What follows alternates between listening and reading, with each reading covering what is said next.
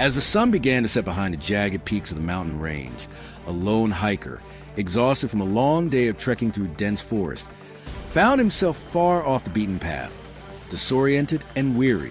He had taken a wrong turn earlier, the trail fading beneath a blanket of fallen leaves, and now, with dusk creeping in, he realized that he was no longer sure of his exact location. His heartbeat quickened as the cool air grew denser with the approaching nightfall, and his headlamp did little to cut through the heavy darkness that had surrounded him. He had no signal on his phone, and his compass was useless in the wilderness. Anxiety set in, but he pressed forward, hoping to stumble upon a clearing or even a distant campsite where he could seek shelter for the night. But the forest was eerily quiet, save for the occasional rustling of leaves and the soft sounds of his boots crunching the earth beneath him. Suddenly, out of nowhere, the hiker felt a strange sensation in the air, a shift in the atmosphere, as though the forest itself had gone still, holding its breath. Without warning, a low, growling sound pierced the silence, and the hair on the back of his neck stood on end. His heart skipped a beat as he instinctively slowed his pace, eyes scanning the dark forest for any sign of movement. That's when he saw them. Eyes, dozens of them, gleaming from the shadows, reflecting the faint light of his headlamp. At first, he thought it was just his mind playing tricks on him, but the eyes were too many and too close. A low, chilling growl vibrated through the air again, and the hiker froze in his tracks. He could feel the weight of the stare, each set of eyes watching him, calculating, studying his every movement. His breath caught in his throat as he slowly turned his head, realizing that the forest around him was no longer empty. A pack of wolves had surrounded him. They were silent, but the intensity of their gaze sent waves of fear crashing through his chest. He knew better than to make sudden moves, recalling every survival guide he'd ever read. Don't run, don't scream, don't panic. The wolves didn't seem to be attacking, but their circling formation made it clear that they were closing in. His mind raced, trying to process the situation. Wolves were predators, yes, but they were also intelligent, social animals. Something was wrong. They weren't here to hunt. No, they were here for something else. The pack moved in perfect unison, their bodies blending with the shadows, their eyes never leaving him. The tension in the air was palpable, the hairs on the back of his neck standing on end.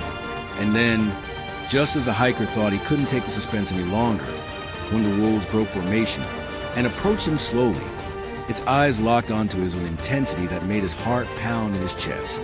The hiker stood frozen, barely able to breathe, waiting for the inevitable, but the wolf didn't attack. Instead, it sat down in front of him, still watching him intently.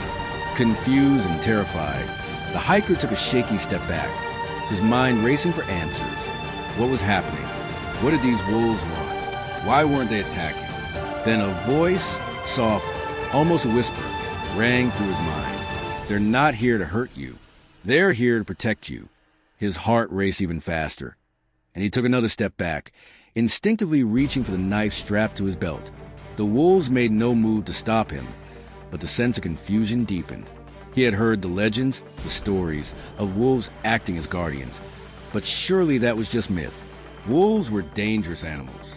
Yet, here he was, surrounded by an entire pack, none of them showing any aggression. And then in the distance, he heard a faint sound, a rustle, a crack of a branch snapping under pressure. His head snapped toward the noise, and for the first time, the wolves reacted. The pack's posture changed, and their eyes flicked the noise in the same instant. It was then that he realized the truth. The wolves weren't just surrounding him, they were surrounding something else, something in the forest beyond him. He turned back toward the pack, understanding dawning on him. The leader of the pack, a massive alpha with fur as dark as the night itself, barked a short command, and the wolves moved together in perfect coordination, forming a protective barrier between him and whatever lurked in the trees beyond. The rustling grew louder, the crack of branches more pronounced, and suddenly, out of the darkness, a figure emerged, a large, shadowy silhouette with glowing red eyes. The hiker's heart stopped. His first instinct was to run, to flee from whatever this was, but the wolves didn't allow it. They stood their ground, unflinching, even as the creature stepped closer. As it moved, the shadows around it seemed to bend and shift, as if the creature itself was somehow distorting the very air. Its movements were slow, deliberate, as though it were savoring the fear it instilled in its prey. But then, to the hiker's shock, the pack of wolves didn't back down. They didn't flinch. They simply growled in unison, a low, rumbling sound that filled the forest. The creature paused, its gaze flicking from the hiker to the wolves, seemingly assessing the situation. And then, the hiker saw it. The creature's form began to waver, its outline shifting and distorting like smoke. The air itself seemed to vibrate with energy, and with one final, terrifying growl, the creature vanished, disappearing into the forest as though it had never existed at all. The hiker stood there, frozen, heart hammering in his chest, barely able to comprehend what he had just witnessed. The wolves, however, didn't seem fazed. They slowly started to disperse, returning to their positions in the shadows, their eyes still glimmering in the darkness. The hiker, still trembling, could hardly believe his eyes. The alpha wolf gave him one last, steady look before him. Two melted into the night, leaving the hiker standing alone in the eerie silence of the forest.